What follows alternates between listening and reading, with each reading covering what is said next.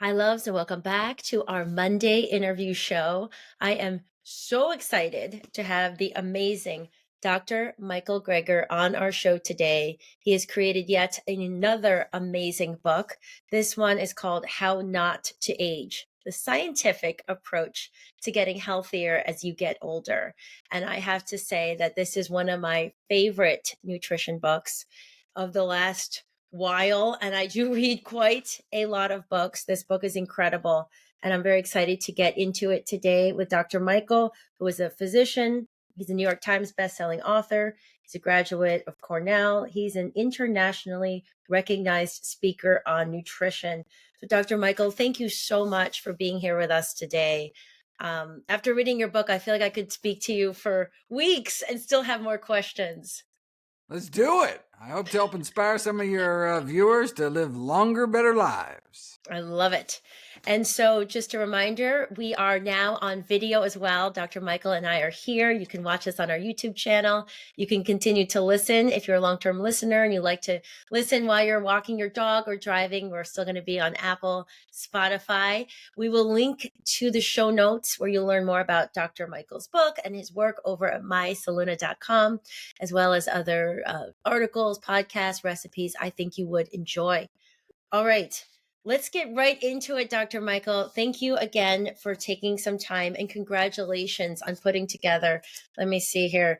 Was it 800 pages? Oh, 500 pages of this incredibly dense, readable, but I will say fascinating book. I'm so glad you enjoyed it. My aim was really to provide really the most comprehensive anti-aging book ever written, covering every possible strategy for slowing down the aging process for the longest, healthiest life based on the best available balance of evidence. And the good news is we have tremendous power over our health, destiny, and longevity, and that the vast majority of premature death and disability is preventable with a healthy enough diet and lifestyle. Wow. And I will say, even though this is quite a long book, the way that I consumed it was I kept it on my kitchen counter. And when I had moments like drinking a cup of tea or there was a little bit of space before picking up my child from school, I would read a section, whether it I was love it. about inflammation or, you have a section on skin, a section on hearing.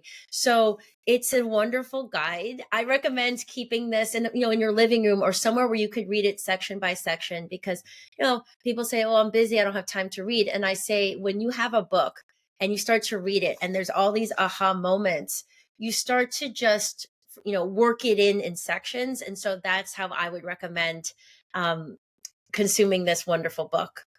Yeah, that's what I intended to do. And so, look, regardless of what you're interested in, I talk about preserving your bones, bowels, bladder, and circulation, hair, hearing, and hormone balance, immune function, joint health, mind, your muscles, sex life, and skin, teeth, vision, on down the list. And so it's like, well, if I just care, so if you care about some of the more kind of superficial attributes, or if you care about the whole section on, blocking some of the aging pathways to actually slow the aging process and decrease your risk of age-related disease. If you're interested in, what do the longest, healthiest populations around the world eat? I wanted to basically cover the entire field. And so, for anyone's interested in anything, I want it to be the reference book on aging. That's right, doctor. And also, we'd say, a lot of us care about having beautiful, glowing skin.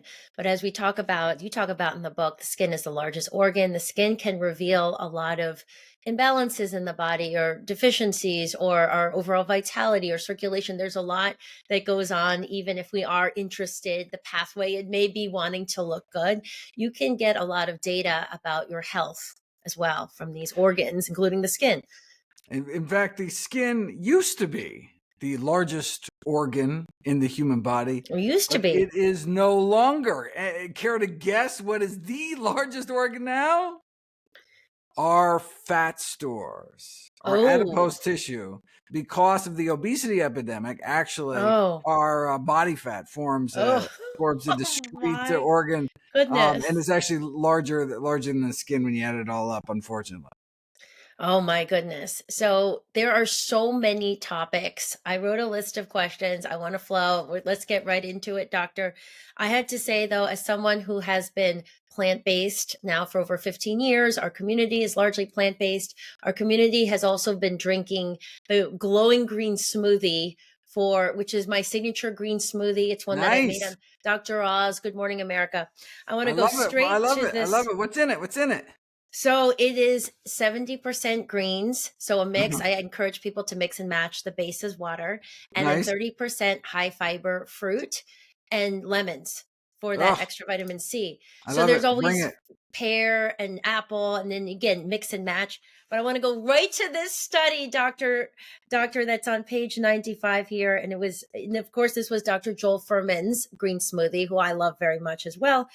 But you said drinking the green smoothie each day without making any other change to the usual diet saw an astounding 40% reduction in CRP within 1 week, claimed to be the fastest diet induced reduction in CRP ever reported in medical literature. So, got the green smoothie, CRP, C reactive protein, biomarker of inflammation. Tell us about this. The fruits and veggies, reducing inflammation, why inflammation is so important for us to track. Right. And not just and not just any fruits and vegetables, but as you noted, some of the healthiest fruits and vegetables on the planet, including dark green leafy vegetables. When with a Yes. green smoothie, you can sneak them into breakfast and get greens 3 times a day. Aging can be thought of in part as a inflammatory process. A single blood test for inflammation, like C-reactive protein, can predict physical and cognitive performance as well as remaining lifespan in the elderly individuals. Thankfully, excess inflammation can be extinguished through changes in diet. Those eating lower on the dietary inflammatory index in middle age more likely to age successfully, which is defined as living independently, no major diseases, depression, or pain, and good overall self-perceived social, physical, and mental health. How do you do that? Well, we are avoiding pro-inflammatory food components such as saturated fat, which is concentrated in meat and dairy and processed junk. Endotoxins, new 5GC, sodium. So I found a lot of processed foods. Salt is pro-inflammatory. So we're minimizing Mm, meat, dairy, tropical oils, and salt. Whereas going out of our way to eat anti-inflammatory foods such as beans, berries, greens, sodium-free tomato juice or tomato paste, oats, flax seeds, turmeric, ginger, garlic, cinnamon, cocoa powder, dill. And then in terms of beverages, green or chamomile teas are the most anti-inflammatory beverages. And then any other foods that are high in fiber, high in anthocyanin, those bright berry pigments, or something called salicylic acid, which is the anti-inflammatory component of aspirin, which is found in a number of foods, particularly spices like cumin. so a couple things in there, doctor. We're gonna go back and forth. This is fascinating. When you say tropical oils, you mean the palm oils, but not coconut oil, which can be a Yes, great coconut cooking. oil. There's 3 tropical oils that increase your LDL cholesterol, your bad cholesterol.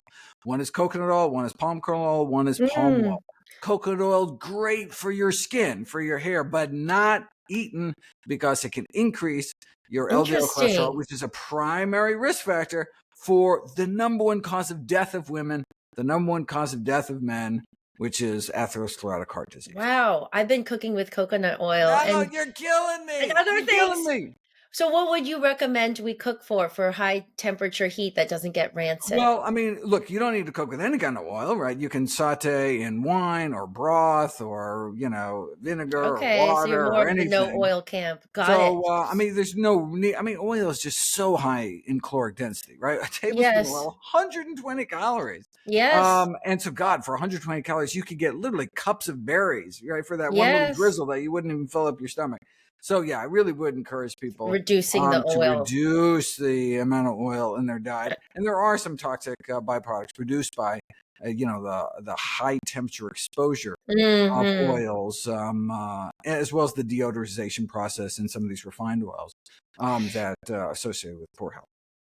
And you go into great detail. You mentioned chamomile tea, which is soothing, it's relaxing, but you did mention that it's not something you would recommend for women in their third trimester. Oh, yeah, it's actually too anti-inflammatory. Yes. The way that a baby breathes in the womb is having oxygenated blood coming in from the mother through the umbilical cord, Mhm. how does that pass into the body?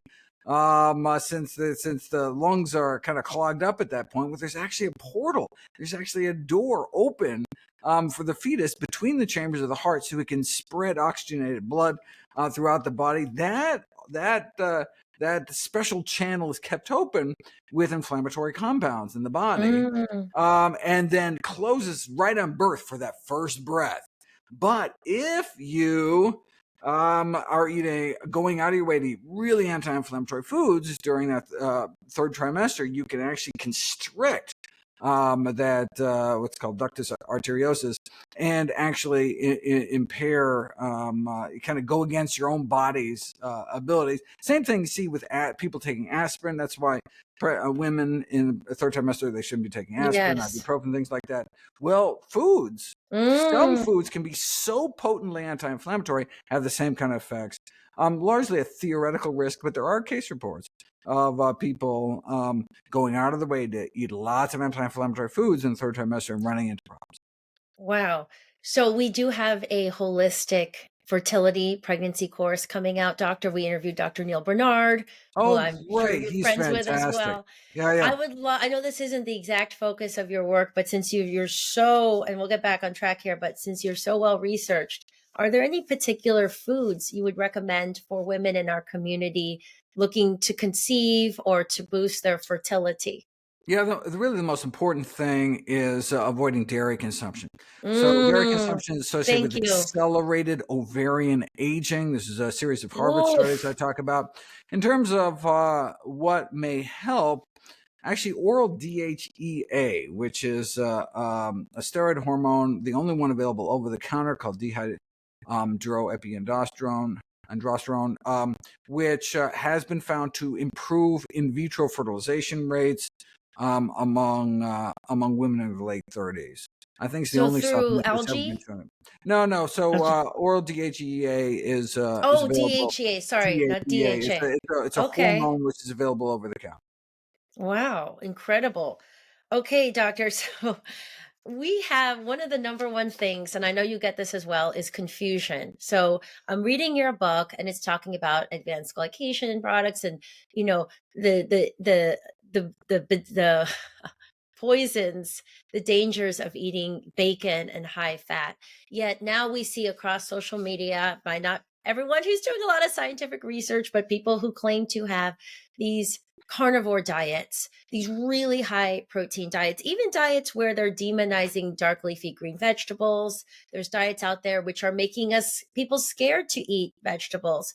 Can you talk a little bit about some of these very high animal protein diets and what that does to our Yeah, longevity? yeah. It's amazing what you can find on the internet. Yeah. Yeah, carnivore dieters are kind of the kind of flat earthers of the nutrition world. But unlike all meat diets, believing the earth is flat isn't going to kill anyone, right? But like anti-vaxxers and climate change deniers, balking at the scientific consensus can sometimes be harmful to your health. Whereas if you go, for example, to the True Health Initiative, which is an organization started by the head of the Yale Prevention Research Center, brought together hundreds of the top nutrition researchers around the world to create kind of an IPCC of nutrition. You want to know about climate? Ask the climate scientists. You want to know about nutrition? Well, let's ask the people who've dedicated their entire lives to studying research, to studying Yeah. nutrition. And they got hundreds of them together, including the current and past chairs of nutrition at Harvard, to agree to a consensus statement as to what is the single healthiest diet for human beings. Spoiler alert, it's a diet centered around whole plant foods. And people can go to truehealthinitiative.org and read that consensus statement. So anyone suggesting otherwise really isn't keeping up with the science. And so there's a spectrum, right? And then there's people that say, well, I'm an omnivore and I eat plants, but I need, there's this belief that's so deeply ingrained in our culture. I need a lot of protein. And then there's some people saying, oh, the quality of, animal proteins, there's things missing in a plant-based diet, whether it's the iron or whatever. What would you say to those people, doctor? Yeah, well, when it comes to protein and aging, less may be more. Reducing protein intake, meaning restricting Mm-hmm. protein intake down to recommended levels, the only thing I could find that could help block all 11 of the aging pathways, so boosting NAD, improving immunity, decreasing oxidative stress, decreasing inflammation, insulin resistance, as well as the cancer-promoting growth hormone IGF-1. Surprisingly, there's no benefit to adding extra protein to the diets of older men and women in terms of muscle mass, muscle strength, physical performance. Instead, the excess protein most Americans get causes a drop in the pro-longevity hormone FGF21, a drop in testosterone, a worsening of the age-accelerating hormone, enzyme mTOR. So we should strive to the recommended level of 0.8 grams per healthy kilogram of healthy body weight. Comes out to be about 45 grams a day for the average height woman, 55 grams a day for the average height man. And in terms of this concept of protein quality, it's really only relevant in the context of protein deficiency. Uh, Mm. 97% of Americans reach the RDA for protein. And the people that don't are, eating these, very restrictive kind of weight loss diets and not eating enough across the board, really. But in a famine context, there's this, bloated belly syndrome called kwashiorkor, which is combined Yes. protein, calorie, malnutrition, that kind of situation where there's just not enough protein. Well, getting protein that more closely resembles our own is preferable. So the quote-unquote highest quality protein is cannibalism, but beneath that, kind of any animal will do. But all plants are complete proteins, meaning that they have all the essential amino acids. But some of them are limiting if you're not getting enough protein across the board. But outside of a famine context, the quality of protein should reflect the clinical effects, right? Which in this case, if you talk about what it actually does to your body, plant protein sources are far superior, replacing just 3% of daily calories from animal protein to plant protein is associated with a 10% decreased risk of premature death in the largest study of diet and health in history, the NIH AARP study, and the Harvard cohorts. Plant protein beat out every single type of animal protein, including fish, chicken, and dairy, for decreasing mortality risk. So Mm. we should eat recommended amounts of protein, and those should preferably be plant protein sources. Mm. I don't know where this myth came about. You mentioned testosterone. It's been circulated, oh, if I eat more meat, then I'll actually have higher levels of testosterone, which is something that a lot of men are concerned about as they age. No.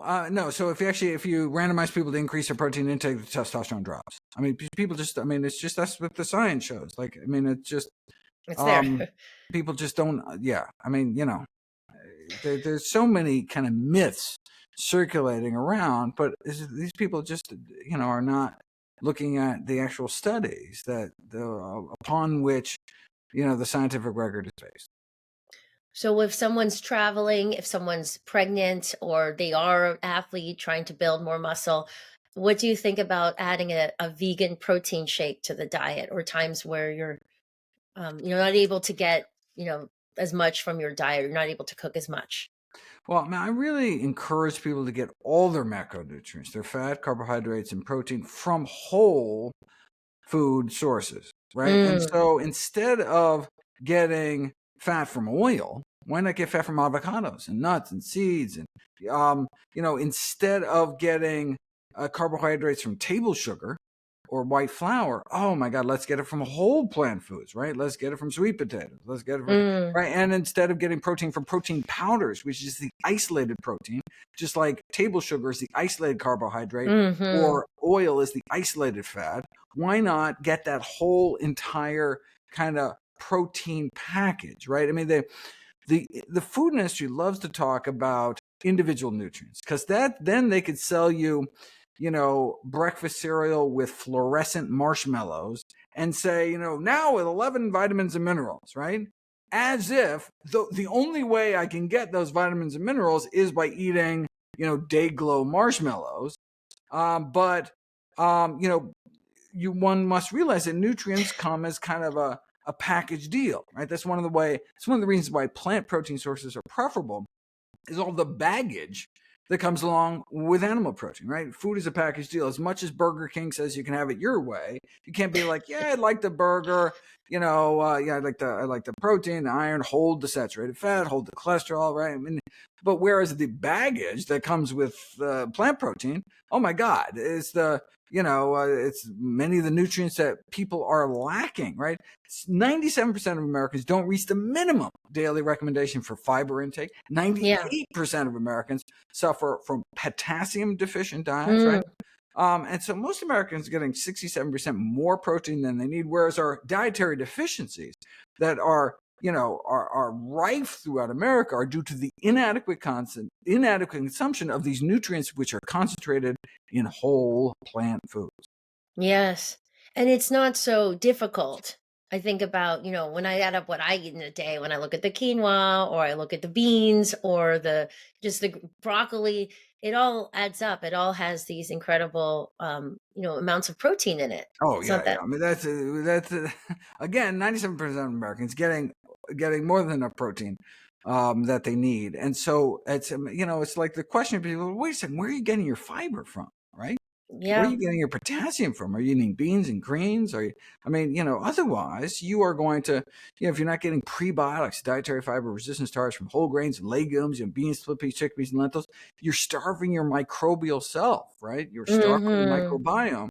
And that has impacts not only on intestinal health, but throughout the body, on immune function and mental health and inflammation, on down the list. And then what would you say to the meat eater who says, "Well, if you're plant-based, what are you doing about iron and absorbable iron, the non-heme iron? Are you getting enough iron in your body?" Yeah, so people eating plant-based diets actually get more iron, but it's less Mm. absorbable, but that's a benefit. The benefit is because there's an iron overload syndrome Mm. called hemochromatosis, which can have very serious negative impacts. So we should never go out of our way to increase our iron intake until we're made sure that we don't have excess iron. Ideally, we should have low iron stores without impairing our ability to make blood, without becoming anemic. And vegetarians, vegans, those eating plant-based diets do not have higher rates of iron deficiency anemia compared to those eating meat. What they do have is lower stores of iron, which is good because iron is a pro-oxidant. It's kind of a double-edged sword. You need enough to make blood, but once you make enough blood, then we want to have low iron stores. And it helps Mm. explain why people who get like blood transfusions have lower rates of cancer because you're actually reducing iron stores. But for women who during reproductive years are losing blood every month, then they are certainly at risk for iron deficiency anemia. And just because vegans don't have higher rates than omnivores, they both have terrible rates, right? 10 Right. to 15% of menstruating women can be iron deficient. And so then the question is, well, what's the best way to get it? We should get it from whole plant foods and combine iron-rich foods like beans with vitamin C rich foods, which improve the absorption of non-heme iron, of plant-based iron. So going out of our way to have in our stomach at the same time as iron-rich foods, broccoli, bell peppers, tropical fruits, citrus fruits, these Mm. are some of the high vitamin C foods, which increase our absorption of iron. But again, we should not go out of our way to increase our absorption of iron unless Mhm. we know that we really need it.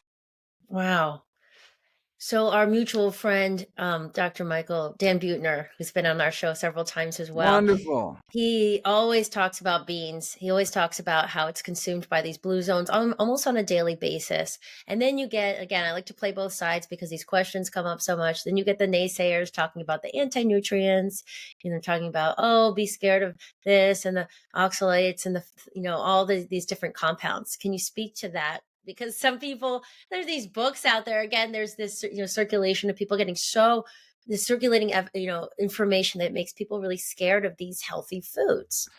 That's how you sell books, right? I mean, you can't put Yeah. broccoli on the cover and tell people, but you give somebody some contrary message, and you can get. I mean, that's clickbait. That's today's clickbait, Yeah.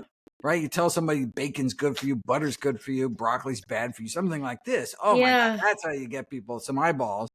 It's just kind of boring telling people to, eat your greens, all these healthy things that we've known about, that there's been a consensus about in the scientific community for decades in terms of the core tenets of healthy eating and healthy living.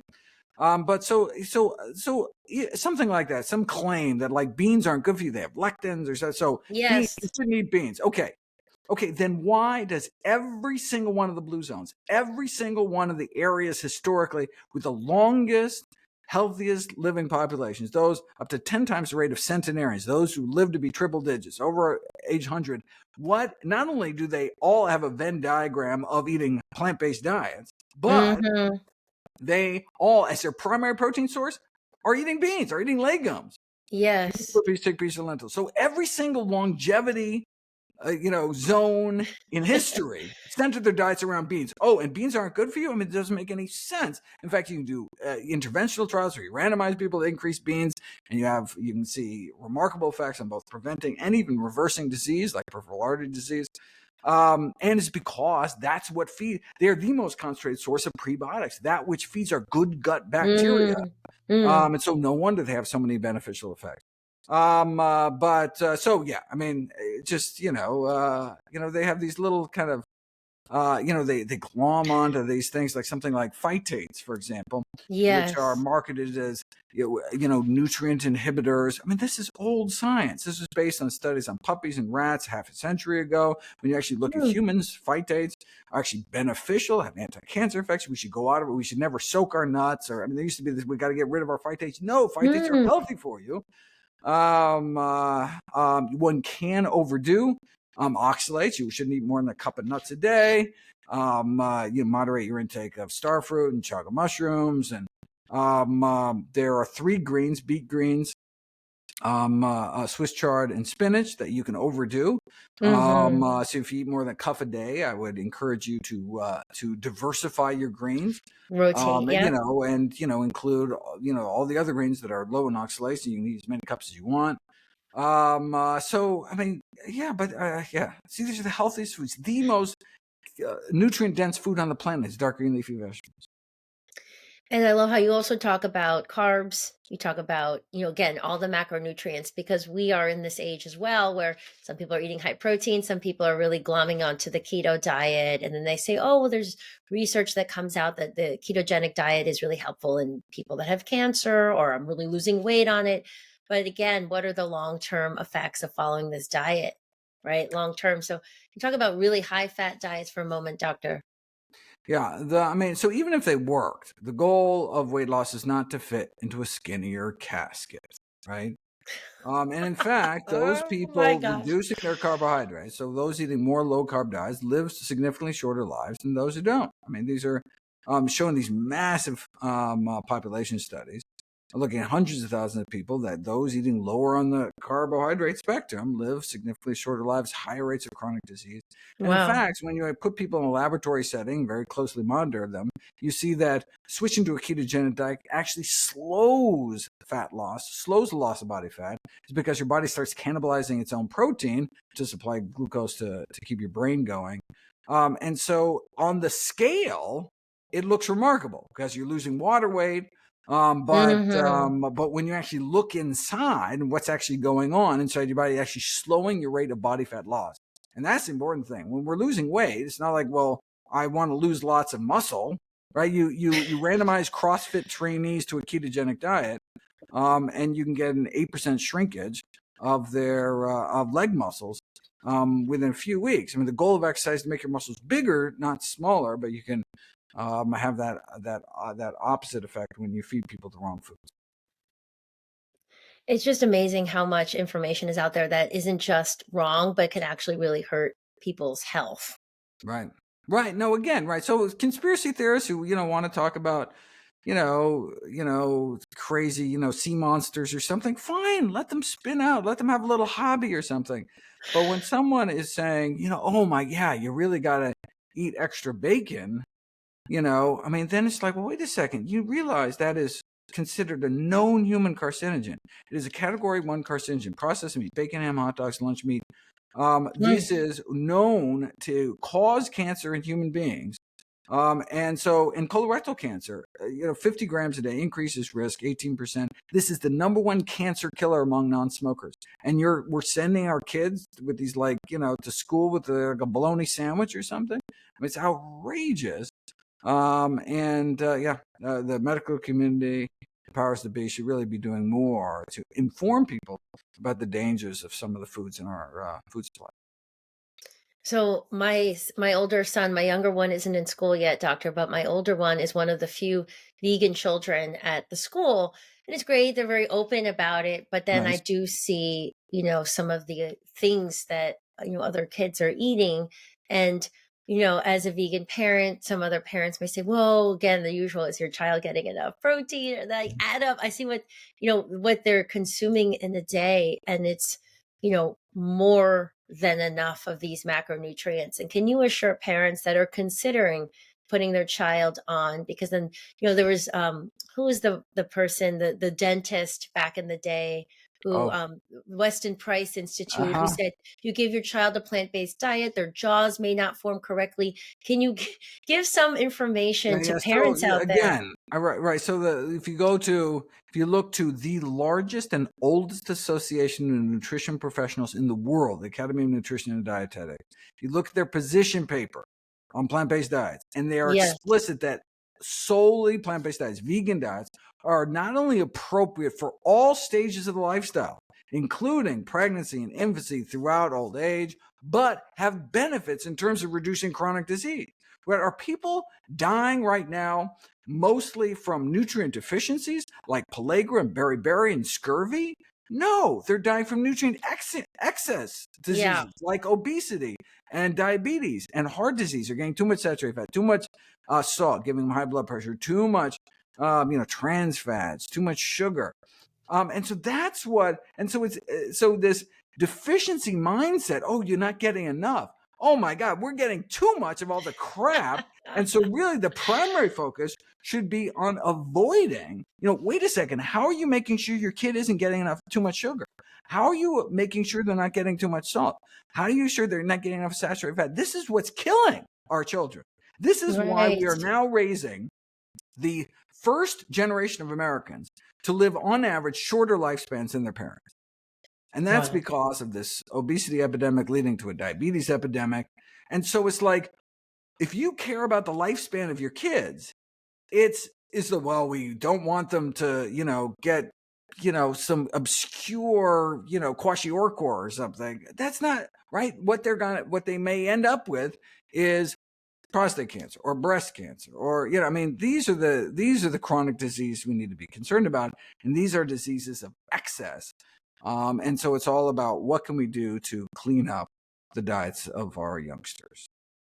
And, again, it's simple, and it gets to feel so complicated what's out there, doctor. And, going back to your book, How Not to Age, there's a section where you say more than exercise, the most powerful things you can do for longevity is fruits and vegetables.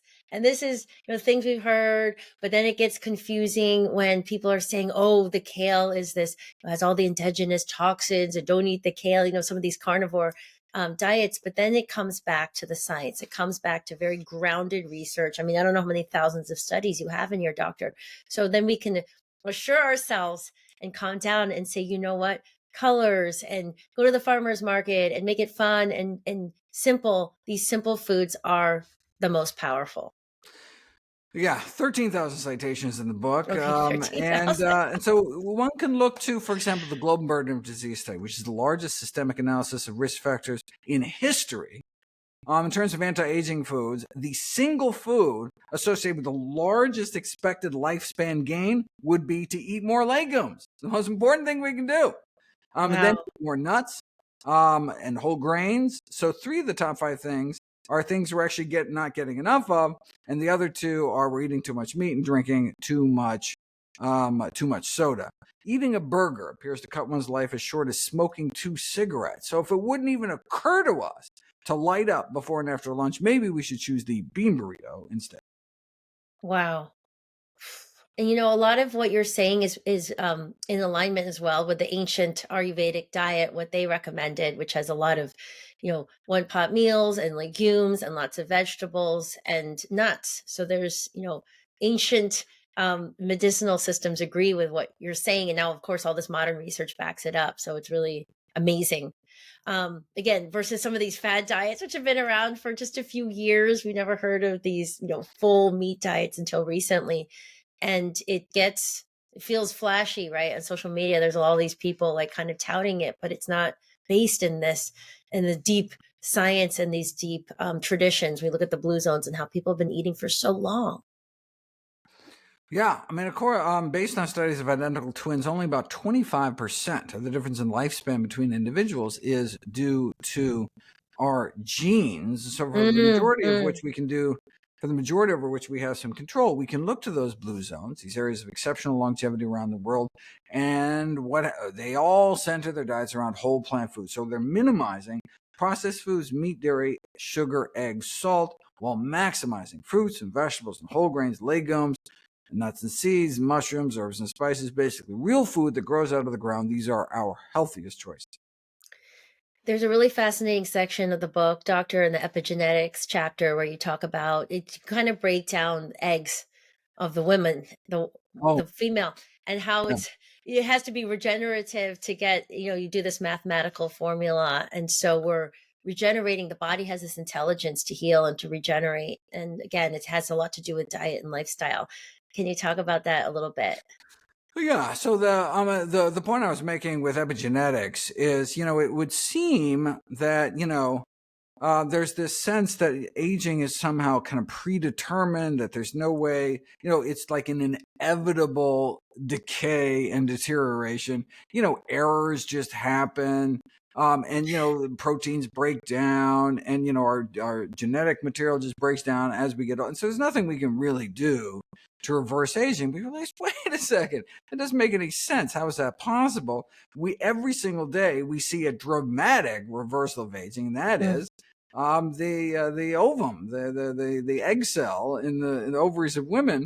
This is a cell. So let's say you get pregnant at age 30. So you have had, you're basically born with every single egg cell you will ever have in your life. You don't make more of them, and so that egg cell is 30 years old.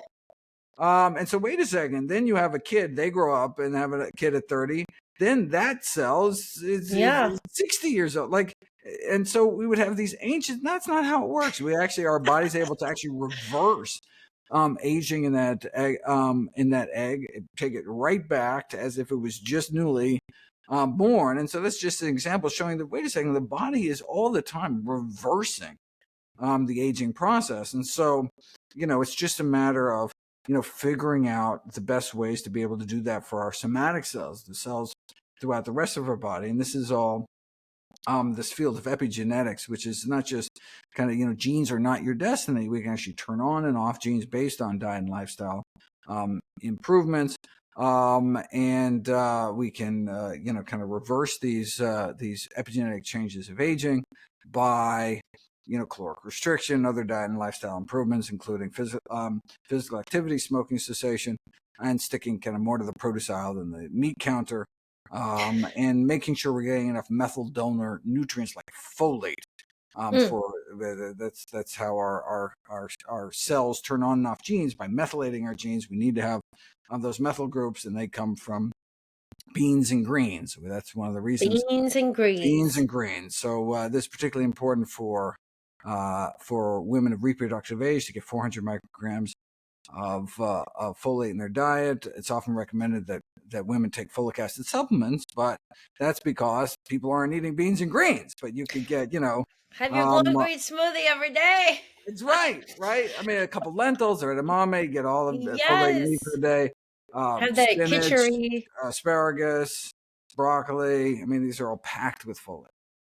I have to tell you, doctor, speaking about epigenetics, my grandmother, who from my mother's side is from the Philippines, and she lived in a more, rural environment, lower toxicity, all that, so-called peasant food, like tons of vegetables, lots Love of it. stews. And she had healthy children till I believe the last one was birthed at 49. Wow. right? So it's just, we just show that, there is this possibility within the human body to regenerate. And it's not just about chronological age, but it really is about your epigenetics and your biological age. Yeah, which we can modulate. In fact, the you put not only do those eating plant-based diets tend to age slower, but you can randomize people. There was a study which hundreds of individuals were randomized to a diet centered around whole plant foods, or to exercise, or to neither. And Mm. though sadly, physical activity alone failed to slow the aging Mm. process, but those randomized to the dietary intervention group, the plant-based group, had a significant slowing of the of biological age.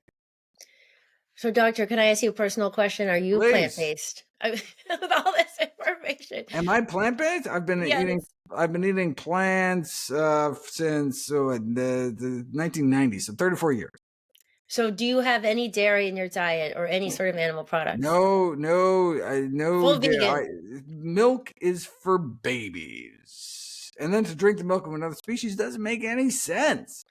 So Yeah, no. you've been fully vegan since the I've been. 90s. I mean, I certainly do try. I mean, uh, the eating plant based is really about um, uh, maximizing the intake of the healthiest foods, and so I want Yes. to emphasize Not that word vegan can be. it's about eating.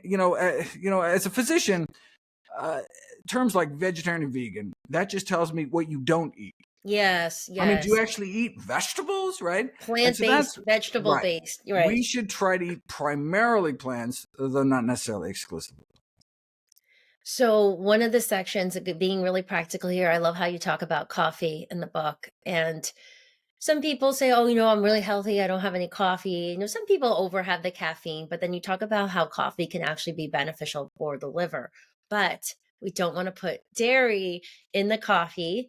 Although you say that soy milk is okay, or some of these alternatives. And, something that's going on now, doctor, is, a rallies against Starbucks to drop the Oh, vegan right. milk surtax, surcharge, because they're, charging 70 cents more, whatever, for oat milk or soy milk. So, anyways, tell us about coffee. Is it that bad? Can we have a little? What should we definitely not put in it? Which I got spoiled by talking about the dairy. So, tell us about coffee a little bit. In How Not to Die, my chapters on liver disease, depression, and Parkinson's, I talk about the benefits of coffee for the liver, mind, and brain. Coffee drinkers do seem to live longer and have lower rates of cancer overall, but coffee is not for everyone. It can worsen acid reflux disease, bone loss, and glaucoma. Otherwise, though, coffee is good for you, though every cup of coffee is a lost opportunity to drink something even healthier, which is a cup of green tea, associated with even a longer lifespan than those drinking coffee. How much caffeine will start to impact our longevity and our aging? Let's say you have green tea all day long. There is some Oh, caffeine so in it's there. actually the longevity effects of coffee and green tea are independent of caffeine. So decaf coffee, for example, has the same effects as decaffeinated green tea. So it's Mm. actually for coffee, it's the chlorogenic acid, the primary antioxidant. Coffee has a pro-autophagy effect, helps our body cells kind of cleanse ourselves from accumulated cellular debris. But that compound is glommed onto by casein, which is the dairy protein. So when you add milk to coffee, you actually block your absorption of that autophagy activating compound. But soy protein doesn't do that, and the other soy milks and the other plant-based milks don't have much protein to have that same effect. And of course, soy is consumed by the Okinawans and the traditional Blue Oh, Zones diet. absolutely. In fact, the country with the highest per capita soy intake, Japan, also until very recently had the longest life expectancy, surpassed now only by Singapore. So it's, the Weston Price Institute. There's certain organizations that like to really demonize soy. But again, it goes back to looking at how much soy is someone really consuming in the day. We're not having 15 pounds for it to be, estrogen enhancing, or, some of these trypsinogen blockers, some of the things that, these concerns they raise. I know. I mean, indeed, soy is the primary protein source of the Okinawan, the traditional Okinawan diet. and they are the second longest living population in human history, only behind the vegetarian Seventh Day Adventists, who also eat a lot of soy. So if someone doesn't have a soy allergy, is there any sort of harmful effect we should be aware of, or limiting soy consumption in general is something we should think about? Soy. Yes, so soy is among kind of like the top dozen allergens. So about 1 in 200, 250 people are allergic to soy, and obviously they should avoid it. Yeah. And there are more and less processed forms of soy. So there's Mm-hmm. so I would encourage people to try to get whole sources, whole food sources of soy. So, for example, just soybeans out of a can, you can make chili or whatever, or edamame, immature green soybeans Yes. in a pod. Miso, tempeh, right? You see the individual soybeans in tempeh, as opposed to Yes. something like tofu, where half the fibers removed, half the minerals. But look, I Mm. mean, soybeans are so healthy. You can remove half the nutrition, still have a really healthy product. So tofu is healthy, but something even healthier would be something like tempeh, which is less processed. I love tempeh. It's such a great thing to keep in the kitchen. It's a way we can, make easy meals with it and just Oh, boost I'm the so glad you said that. protein. I talk about tempeh a lot because of these two longevity vitamins, ergothioneine and spermidine, found concentrated in tempeh and mushrooms in general.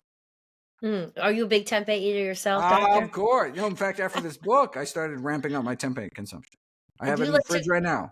Do you like to cook yourself? I do. Are you simple? For me, doctor, as time goes on, my meals just become really simple, Mm. colorful. People are always looking for new recipes. And when I started eating plant-based, I was like, oh, let me, find another salad dressing or whatever. But now it's simple. I use a lot of tahini salad dressings Oh, or nice. lemon. It Well, just once you find gets out what you like, then you clean. stick Yeah. with what you love. Stick with what you love. And I love this section on skin. We'll go back to skin, like you said, which used to be the largest organ before the obesity epidemic. But when it comes, a lot of these things are, the saying in Ayurveda, as is the micro, as is the macro. Like there's this Mm. overlap. The things that are really good for our bones or our or muscles or organs are the same thing that's good for our skin. And one of the things you talk about is a plant-based diet has been correlated with better skin health, less wrinkling. There's research in that chapter in particular where you go into that. Yeah, sure. Though the single most effective way to slow the signs of skin aging is to protect your skin from the sun. Yes. Though Thank you. ambient air pollution can also cause issues. But in terms of diet, the carotenoid nutrients in certain colorful fruits and vegetables are actually deposited in our skin, can offer this kind of healthy glow in both light and dark skin. The nutrients in greens can improve skin elasticity, collagen status, facial wrinkles, perhaps due to this kind of inside out sunscreen effect. Drinking extra water can improve symptoms of skin dryness and roughness. Honeybush tea, I talk about, can reduce eye wrinkles. Cocoa powder can improve skin thickness, elasticity, decrease wrinkle severity. Almonds can decrease wrinkle severity. Again, with this skin UV resistance. Ground flax seeds can improve skin smoothness. Soy foods can improve facial skin elasticity and Mm. wrinkles. So yeah, there's all sorts of things we can do. Then I have the whole thing about all the topical kind of anti-aging skin cream ingredients that are total bunk, or things that are actually useful, and you can kind of make DIY recipes of them on your own. You have everything, doctor. Let me ask you about this phenomenon of bone broth. Everybody's like, oh, bone broth, you're having the collagen. That's really great for your skin. So wouldn't there be a lot of heavy metals and sort of toxins that come in from a lot of these animals? Oh yeah, First of all, so yeah, lead kind of concentrates in bone. So yeah, so there have been studies looking at bone broth. This was done with chicken bones. It showed that that you can get when you boil chicken bones to make like chicken soup or something. A lot of that lead does indeed leach into the water. But there's this concept. But this concept that you eat.